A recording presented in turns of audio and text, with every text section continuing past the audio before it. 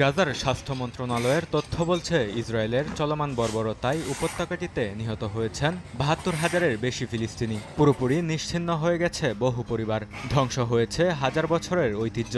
প্রাচীনকাল থেকে মিশর ও লেভান্তের মধ্যে গুরুত্বপূর্ণ বাণিজ্য পথ হিসেবে ব্যবহৃত হতো গাজা। সেই ইতিহাসের বহু নিদর্শন এখন ধ্বংসস্তূপে পরিণত হয়েছে।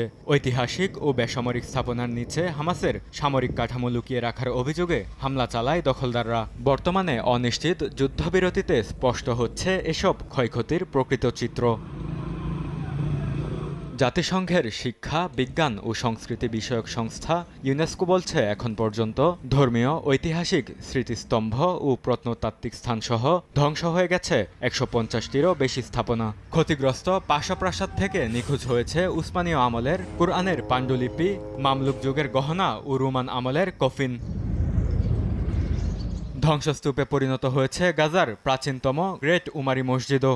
রমজান মাসে এখানে নামাজে অংশ নিতেন হাজারো মানুষ। ইসরায়েলের দাবি, মসজিদে একটি সন্ত্রাসী টানেল ছিল। তবে গাজার ওয়াকফ মন্ত্রণালয় এ অভিযোগ অস্বীকার করেছে। জাতিসংঘ মানবাধিকার কাউন্সিলের স্বাধীন কমিশন বলছে, টানেলের কোনো প্রমাণ তারা পায়নি। এমনকি সামরিক লক্ষ্য থাকলেও ধ্বংসের মাত্রা ন্যায্য ছিল না বলেও মন্তব্য তাদের। আমরা ১৫০টি স্থানের ক্ষয়ক্ষতি যাচাই করেছি, যা বিভিন্ন শ্রেণীতে বিভক্ত। ক্ষতিগ্রস্ত প্রতিটি সাংস্কৃতিক স্থান হারিয়ে গেছে।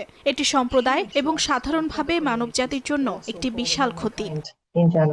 আন্তর্জাতিক আইনে সাংস্কৃতিক সম্পদ লক্ষ্যবস্তু করা নিষিদ্ধ।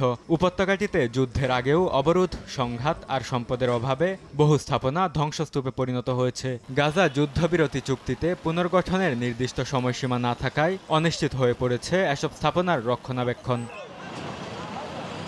বরকতুল্লাহ, সময় সংবাদ।